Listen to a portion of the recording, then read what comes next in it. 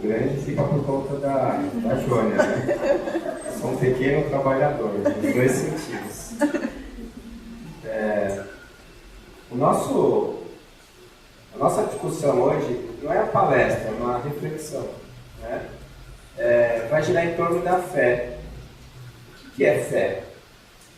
Eu tive uma experiência recente, a gente tem um grupo de estudos, aliás, chama Liga de Saúde e Espiritualidade da Universidade Federal, Mato Grosso do Sul. E lá a gente discute espiritualidade, medicina e espiritualidade, que é uma coisa assim, moderna, né, nos Estados Unidos. Alguns países da Europa já estão introduzindo essa disciplina nos currículos das faculdades de medicina. Aqui no Brasil a gente está a caminho, né? E lá, aliás, a gente tem esse grupo na Universidade da Unidep, a gente tem também, chama Liceu lá, e a gente vai lá para discutir espiritualidade com os alunos. E há um ano atrás, um ano e meio atrás, eu tive uma dificuldade lá, porque eu fui fazer, a gente foi discutir um assunto, e um dos meninos que estava lá, ele confundiu uma das coisas que são mais importantes para a gente começar a discutir espiritualidade, que é o seguinte: ele confundiu religião com espiritualidade.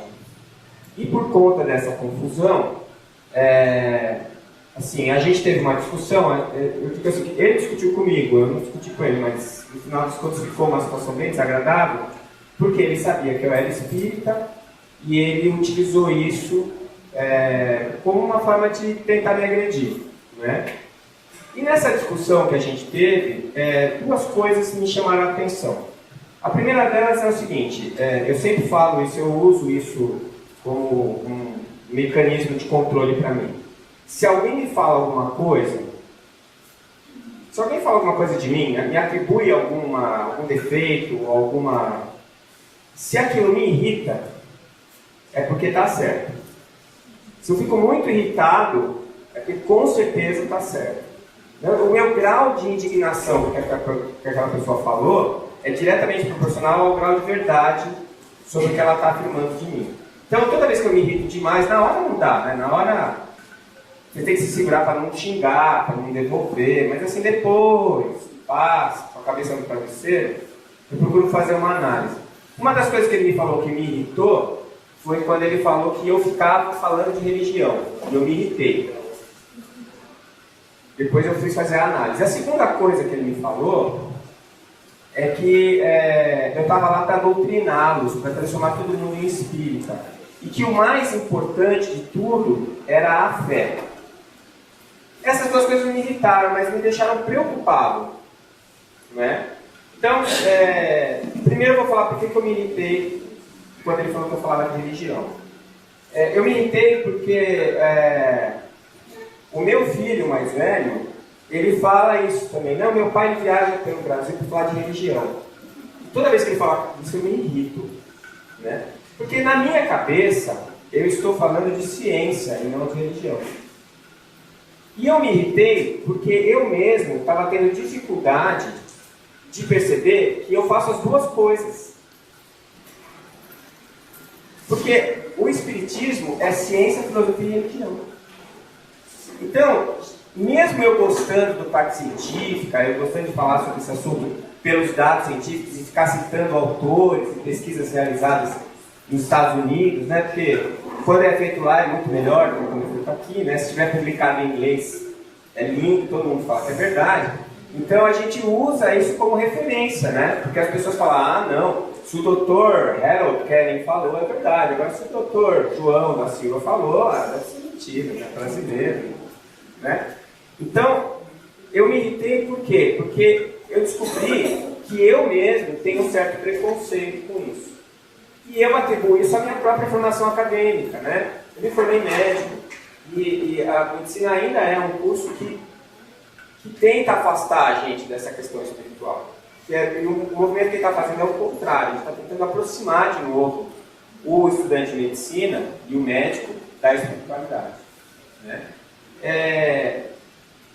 Agora, a questão que me preocupou foi a questão de ele falar que eu estava querendo doutriná-los, que é uma coisa que eu realmente não quero fazer, não me preocupo com isso.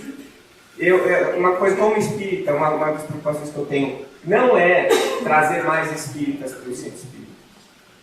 O próprio Dr. Bezerra de Menezes já falou que o espiritismo não precisa de quantidade, precisa de qualidade. Então, eu tenho a firme convicção de que se você tem uma opinião bem firmada a respeito de qualquer coisa que seja, eu não vou conseguir fazer você mudar a sua opinião. Porque você já tem ela.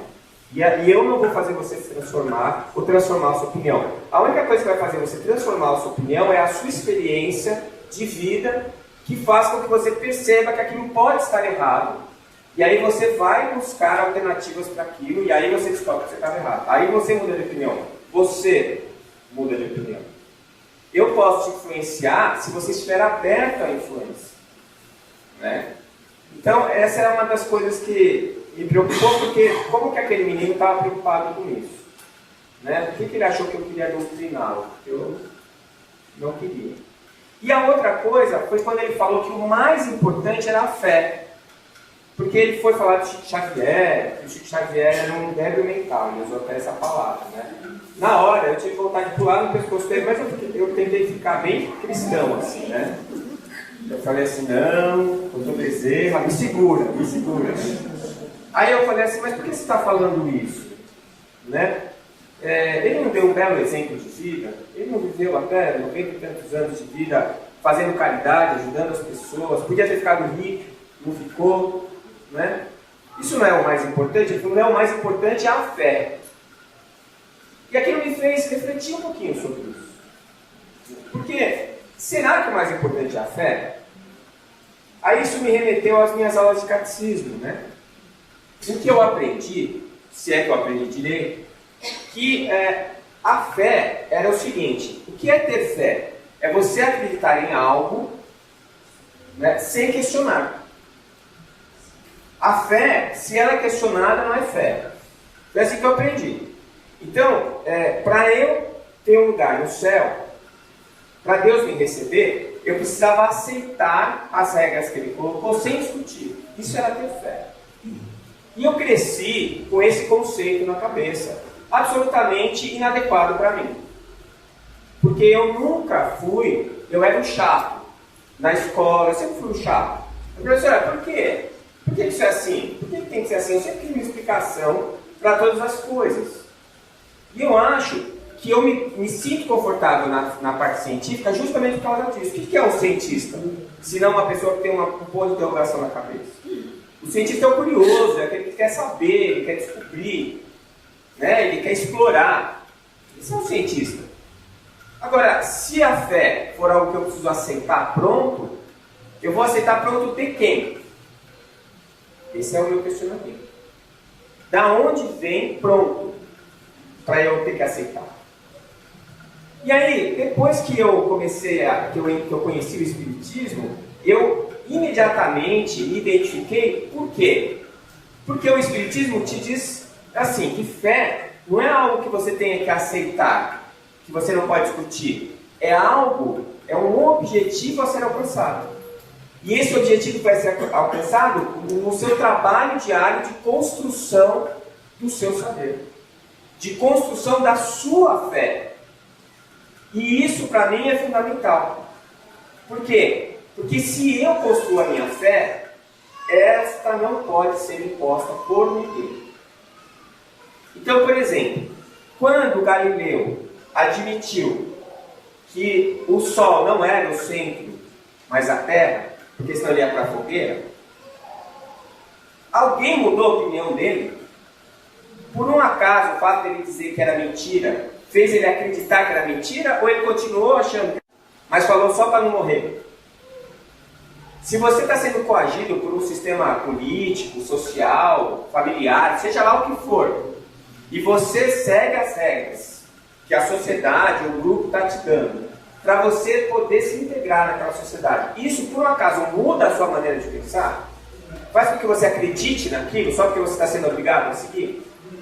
Então é absolutamente democrática a fé, porque não tem como eu te impor isso. E aí volto naquela afirmação que fiz antes: eu não consigo convencer ninguém a ter a minha opinião, principalmente se essa pessoa já tem uma opinião sobre aquele assunto. Então, o que acaba acontecendo é que, quando você vê a perspectiva da fé pelo Espiritismo, ela é a mesma perspectiva da fé que você vai ter quando você lê no dicionário o que é fé. Então, pelo dicionário, a fé é um sistema de crenças que você tem, são as suas convicções pessoais. Como é que nós criamos as nossas convicções? Como é que nós criamos a nossa fé? Através da nossa cultura, aí com influência muito grande. Então, se eu nasci numa família evangélica, se eu nasci numa família católica, se eu nasci numa família muçulmana, então aquilo vai ter uma influência muito grande na minha vida. Outro dia eu estava conversando com um espírita judeu. Ele falou no congresso, como é o nome dele? Você quer Alahá. Esqueci o nome dele, Alahá. E eu falei assim, Alahá, mas como é que é isso? Você é judeu ou é espírita? Ele falou, não, eu sou espírita por convicção. Mas eu fui criado na cultura judaica e a minha vida gira em torno disso. E eu fiquei pensando, é verdade, porque a gente faz isso também. Nós somos criados, mesmo os espíritas de berço, foram criados no ambiente de tradição judaico-cristã. Então a gente tem uma série de comemorações que a gente faz, que fazem parte dessa cultura. Não é? Eu tive umas encarnações para trás aí que eu era padre, e fiz um monte de bobagem. E hoje eu fiquei com um trauma disso. E aí já me chamaram para fazer casamento espírita. E eu começo a tremer de nervoso, de medo. Né? Me chamaram para fazer o culto ecumênico da faculdade, lá da formatura dos estudantes de medicina, e me fizeram subir no altar da igreja e ainda dar pão na boca dos meninos lá para dizer que era uma oferenda. Olha, eu nunca passei tão mal na minha vida. Eu não quero mais ser padre. Chega dessa história, já passou. Né? Apesar que meu pai, antes dele conhecer o Espiritismo, ele falava, o pastor Décio vai falar hoje? Quando ele ia sair para fazer palestra. Né? Então, assim, essa coisa da cultura ela é muito enraizada, mas isso é um ponto de partida. Isso não é a minha fé. Então, eu lembro que eu era gurizinho ainda e eu ficava atormentando a minha professora de catecismo. E eu falava assim, mas por que Deus quer assim? Menino, você quer discutir com Deus? Eu falei, não, eu estou perguntando para a senhora. Então, ela falava assim, é assim porque Deus quis. Você tem que aceitar, senão isso não é fé. Se você não tiver fé, você vai para o inferno. Então é assim, né? Então, isso daí era uma coisa que eu ficava quieto, que não ia apanhar dela, mas eu saí insatisfeito da aula. Né? Eu lembro, quando eu me batizei, quando eu fiz a primeira comunhão, me mandaram confessar com o padre. Imagina, eu devia ter uns 6, 7 anos. Que pecado que eu tinha com 6 anos. Aí eu fiquei falando que eu briguei com a minha irmã, fiquei falando um monte de coisa pro padre lá, uns 2 minutos mais ou menos. Foi todos os pecados da minha vida. Quando eu terminei, ele falou, eu te perdoo em nome de Deus. Olha, eu lembro que eu saí e falei assim, mas quem deu essa procuração para ele? Por que este padre tem procuração de Deus para me perdoar? E será que Deus vai ficar ouvindo? Eu rezar, ele me mandou rezar não sei quantas Ave Maria. Será que Deus vai ficar me ouvindo? Eu não tenho mais nada para fazer. Sabe, isso era uma coisa que não dava para mim aceitar. Né? Aí, de repente, o Espiritismo ele me diz o seguinte, que não, que a sua fé é a sua construção de verdades. E essa construção de verdades, ela precisa ser construída a partir das suas experiências e das suas reflexões. Então, na medida em que eu vou vivendo, e vou lendo, e vou conversando, e vou sofrendo outras influências que não a minha influência cultural, que ela é extremamente importante, a gente sabe isso até de André Luiz, até os 7 anos de idade, a gente é quase que um ser hipnótico, nós estamos hipnotizados, e tudo que nos falam marca profundamente a nossa vida. E aí o que acontece? Depois dessa experiência eu saio com esse start, e aí a vida vai me trazendo outras situações. E é claro, quando eu entro na puberdade, abre o canal da pineal e eu começo a receber o input do meu passado, das minhas tendências como espírito. E isso tudo gera a tal da crise da aborrecência, né? Porque o cara já não sabe mais quem ele é. Ele acha que ele é uma coisa porque todo mundo falou pra ele, o pai dele, a mãe dele, todo mundo falou pra ele. Tem gente que fala, não, meu filho, você é super legal, você é assim, você é assado. Tem gente que fala, você não presta pra nada, você é uma porcaria. Quer dizer, ele tem esse modelo. E aí, de repente, ele entra em contato com o que ele realmente foi, a maneira como ele estava como espírito. E ele não sabe mais quem ele é. Ele perde a identidade. Quando perde a identidade, se junta em tribos, todo mundo usa a mesma roupa, fala do mesmo jeito, até ele achar a identidade dele e seguir a vida dele. Então, esse momento é um momento de finalização da personalidade dele e é um momento em que ele está reafirmando a construção dele de fé. É um momento em que ele parte para buscar as respostas dele. Geralmente a gente rejeita todas as respostas dos pais para procurar as nossas. E às vezes as nossas batem com as deles. Principalmente quando a gente tem filho, né? A gente fala, pô, meu pai estava certo, meu pai estava certo, meu pai estava certo. Então, essa construção de fé, ela é absolutamente particular. Então, o que eu acho importante é que a gente faça esse diálogo, né, na exposição de ideias, para que a gente tenha a experiência de vida, a nossa experiência do passado, a nossa experiência cultural e mais as possíveis influências do meio, de livros, autores, pesquisadores e de outras religiões também, de outras doutrinas, de outras formas de pensar. Aí eu vou construir o que Kardec chamou de fé raciocinada. A diferença da fé raciocinada é que ela tem alicerces, ela é embasada, e ela foi provada e experimentada por mim algumas vezes na minha vida. Então eu até posso fazer algumas modificações, mas ela é muito sólida. E a fé sólida, ela se torna inabalável, que é o que Kardec falou. Então, se eu estou construindo o meu sistema de crenças em cima da razão e em cima das evidências científicas, culturais, antropológicas, então o que vai acontecer? Vai acontecer que mesmo que apareçam coisas novas, essas coisas novas eu sempre consigo encaixar elas em algum lugar. Raramente elas se confrontam, e quando se confrontam, eu paro para pensar na possível reforma de algum ponto que esteja precisando ser transformado no meu sistema de crença, o que não abala a minha fé. Vai abalar a minha fé naquele ponto específico. Você está dando para vocês me acompanharem?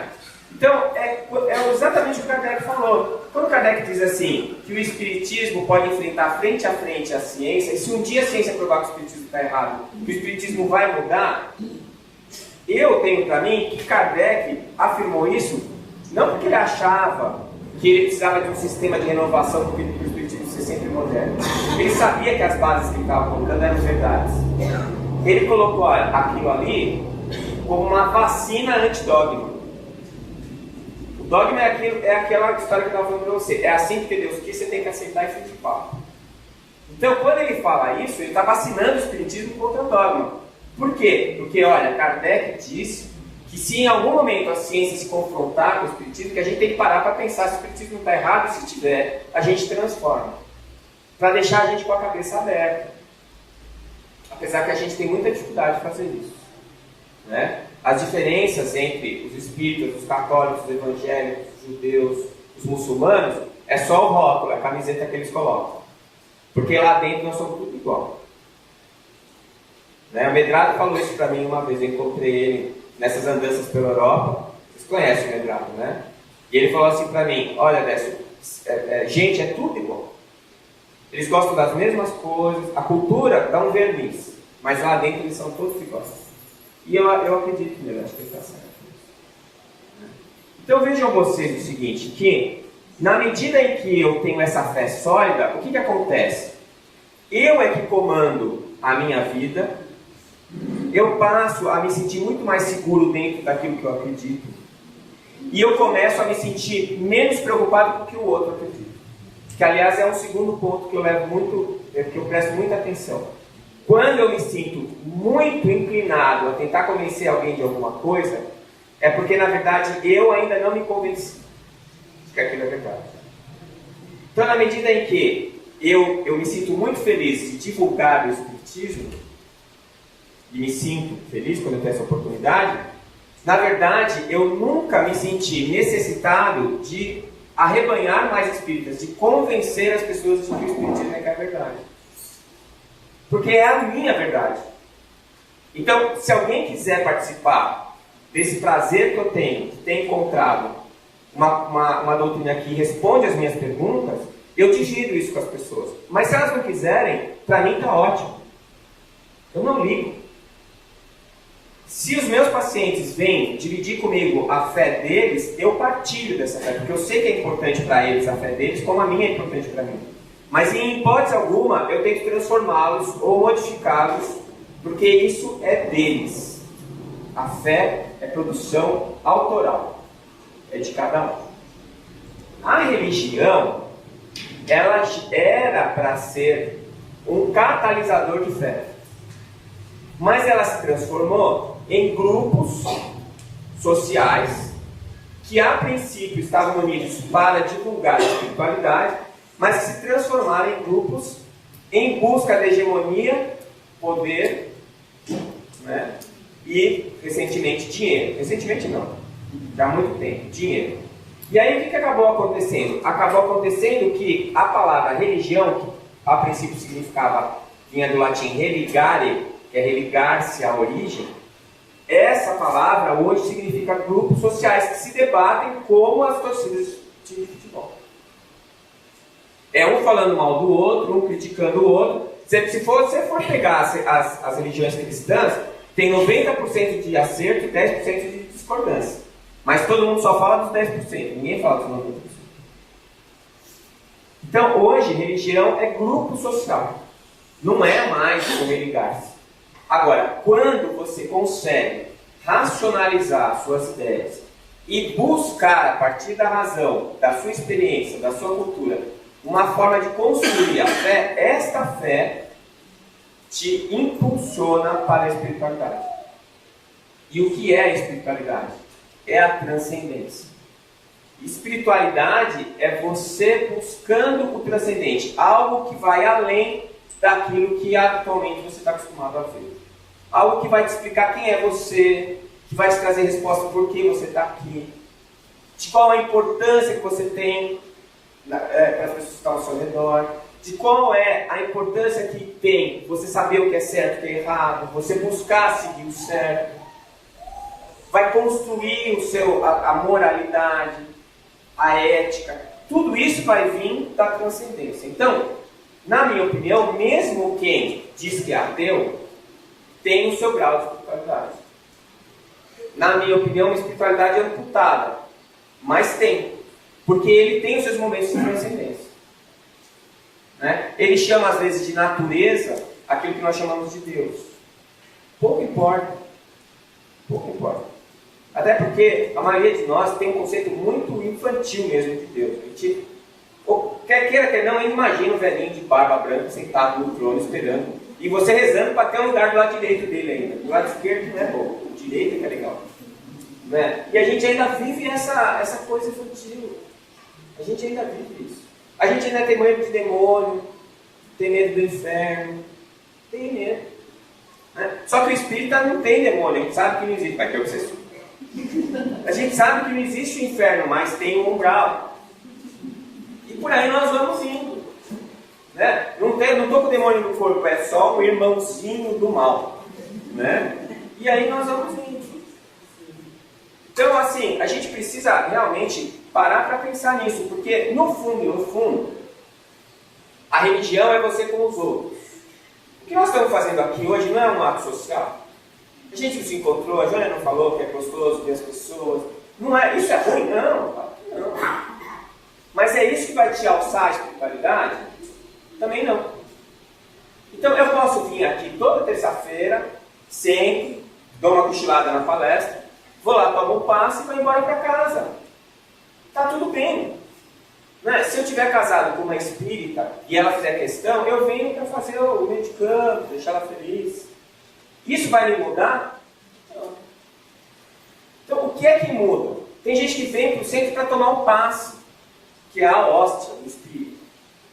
Né? Quer dizer, na verdade, o que te faz bem não é o passe, deixa eu te contar. É essa hora que nós estamos vivendo agora.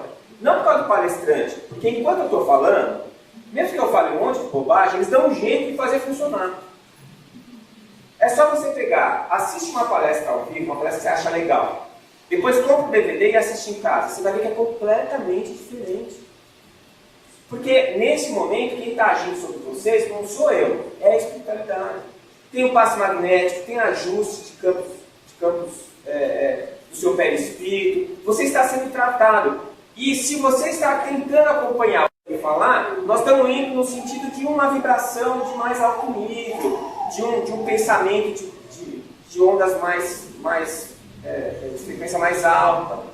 Às vezes, até você, com a ajuda da espiritualidade, você consegue atingir graus de noção que te dão, assim, momentos de clareza. Você fala, puxa, a vida é isso mesmo. E aí você fala, pô, esse orador é bom. É nada. Você que é bom mesmo e estava sintonizado com o cara certo. E às vezes ele está tentando incutir aquela ideia na sua cabeça faz um tempão, e esse é o momento e a hora certa, e pronto, acontece. Aí quando você vai lá tomar o passe, nem precisa mais. Você tomou o passe, saiu daqui, pisou na poça, falou palavrão, já era o passe. Né? Porque o passe, ele harmoniza o teu campo perispíritico, que você desarmoniza sim com o pensamento errado. Então, isso é eu com vocês, sou eu com os outros. Mas, se eu prestar atenção na palestra, se eu for estudar, se eu participar do grupo de estudos, se eu estiver interessado em outros assuntos, aí eu estou construindo a minha fé. E a minha fé sou eu comigo mesmo. Ninguém influencia isso, ninguém muda. Para quê? Para atingir a espiritualidade, que sou eu com Deus. Então, a diferenciação que eu faço é assim: religião eu com os outros, a fé sou eu com eu mesmo, comigo mesmo. E a espiritualidade sou eu com Deus. Sendo que a religião pode ser boa ou não, depende, ela é uma ferramenta. Eu posso usar ela direito ou não. Martelo é uma ferramenta do bem ou do mal? Depende, se eu usar para construir uma casa é do bem, se eu der uma martelada no mestre de obras é do mal. Né? Então, a ferramenta, ela está ali, eu posso usar ela para o bem ou não usar. Agora, a fé é fundamental. Sem a fé eu não chego na espiritualidade. E mesmo que eles que não acreditam em Deus, tem o seu sistema. É fé isso. Ele acredita que não existe mais nada. Isso tem a ver, inclusive, com a minha saúde. Todo mundo já ouviu falar do efeito placebo. Né? É uma dos fenômenos mais antigos da medicina. Até hoje ele é utilizado como parâmetro para ver se o tratamento funciona ou não. E ninguém nunca conseguiu explicar, e tem gente que ainda fala que isso é bobagem, que a gente não tem que estudar placebo. Então, assim, o nível de resultados com placebo é de 45%, gente. 45%. Então, se eu der pílula de farinha para 100 pessoas que estão com dor de cabeça e disser para essas 100 pessoas que é um remédio analgésico novo muito bom, pelo menos metade delas vai melhorar a dor de cabeça. Você sabe qual é a porcentagem que você tem que ter para fabricar e vender um remédio nos Estados Unidos em relação ao placebo? Para saber se o remédio faz efeito ou não? 5% além do placebo. 5%. Então eu pergunto para vocês, será que o efeito do remédio é que faz eu melhorar? Ou eu acreditar que o remédio é bom mesmo que faz eu melhorar?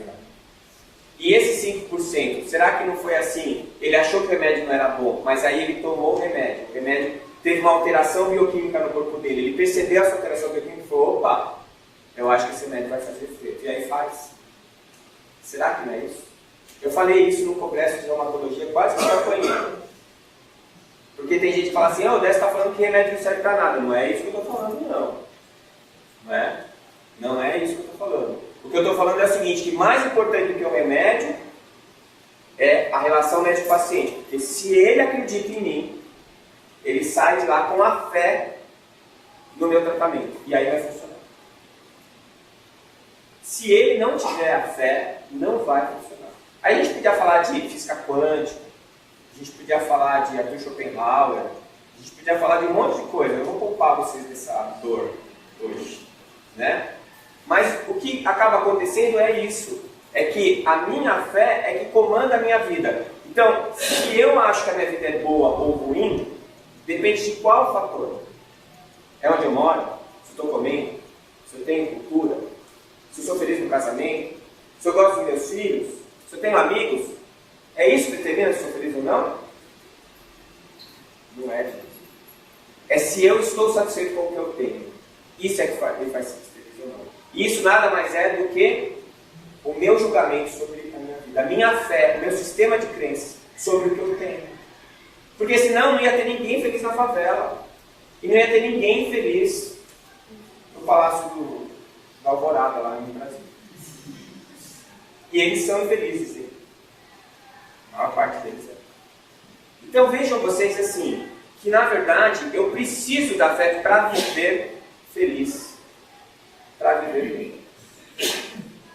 Eu não preciso da religião. Por isso que eu fiquei tão bravo, inclusive, quando me falaram que eu falava de religião. Mas eu tenho que admitir que eu falo mesmo. Porque eu estou falando do meu sistema de crenças, da minha fé, através de uma doutrina, que é uma doutrina religiosa também.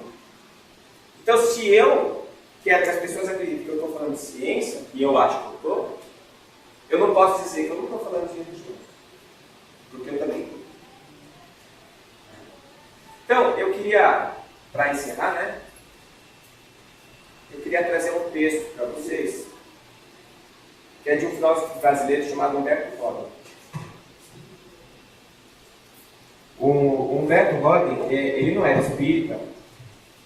Aliás, eu tenho lido a obra dele, peguei até ele falando mal do espiritismo, fiquei um pouco com raiva dele, mas eu perdoei ele, eu sou cristão. E ele tem um texto que eu achei muito interessante, que fala sobre a fé e a ciência. E eu queria compartilhar com vocês, não é comprido e é muito interessante. Então, eu queria que vocês partilhassem comigo. Esse texto é uma carta que ele escreveu para um amigo dele quando ele defendeu o doutorado. Né? E o amigo mandou uma carta parabenizando ele pelo doutorado e ele escreveu o seguinte: meu caro amigo, recebi tuas felicitações, muito obrigado. Atingi o vértice da pirâmide, dizes. Enche de mil conhecimentos o espírito. É verdade. Cinge-me a fronte o laurel de doutor. Sou acadêmico. Entretanto, não me iludo. Quase todo humano saber é crer. Nossa ciência é fé. Creio no testemunho dos historiadores, porque não presenciei o que referem. Creio na palavra dos químicos e físicos, porque admito que não se tenham enganado e nem queiram enganar. Creio na autoridade dos matemáticos e astrônomos, porque não sei medir uma só das distâncias e trajetórias siderais. Tenho que crer em quase todas as teses e hipóteses da ciência, porque ultrapassam os horizontes da minha capacidade de compreensão. Creio até nas coisas mais cotidianas, na matéria e na força que me circunda. Creio em moléculas e átomos, em elétrons e prótons que nunca vi. Creio nas emanações do rádio e nas partículas do hélio, enigmas ultramicroscópicos. Creio no magnetismo e na eletricidade, esses mistérios de cada dia. Creio na gravitação dos corpos etéreos, cuja natureza ignoro. Creio no princípio vital da planta e do animal que ninguém sabe definir. Creio na própria alma, este mistério dentro do eu. E aí ele diz: não te admires, meu amigo, de que eu, formado em ciências naturais, creia piamente em tudo isso. Admira-te antes de que haja quem afirme só admitir o que compreende depois o que só admitir o que compreende depois de tantos atos de fé cotidiana.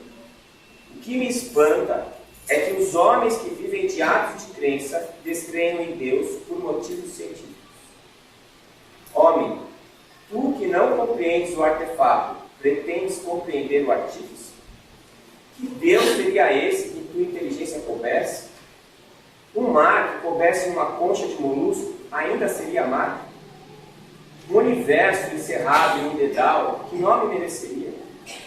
O infinito, circunscrito pelo finito, seria infinito? Convence-te, ó homem, desta verdade. Só há duas categorias de seres que estão dispensados de crer: os da meia-noite e os do meio-dia. As trevas noturnas do irracional e a luz meridiana da divindade. O insciente e o onisciente. Aquele por incapacidade absoluta, este por absoluta perfeição. Que oscila entre a treva total do insciente e a luz integral do onisciente, deve crer. Deve crer porque a fé se move nesse mundo crepuscular, equidistante do vácuo e da plenitude, da meia-noite e do meio-dia. Nós somos esses seres crepusculares. Não estamos na meia-noite do onisciente, nem na luz meridional da onisciência. Então devemos crer. Como é que nós vamos crer? Através dos caminhos que nos forem mais cômodos, dos caminhos que nos forem mais próprios, mas conscientes de que são caminhos construídos por nós. E aí eu fecho com uma das frases que diz mais, a verdade que eu acho mais pura, que eu mais acredito, e é uma frase de Pasteur. Pasteur diz assim: pouca ciência nos afasta de Deus, muita ciência nos aproxima dele. Muito obrigado.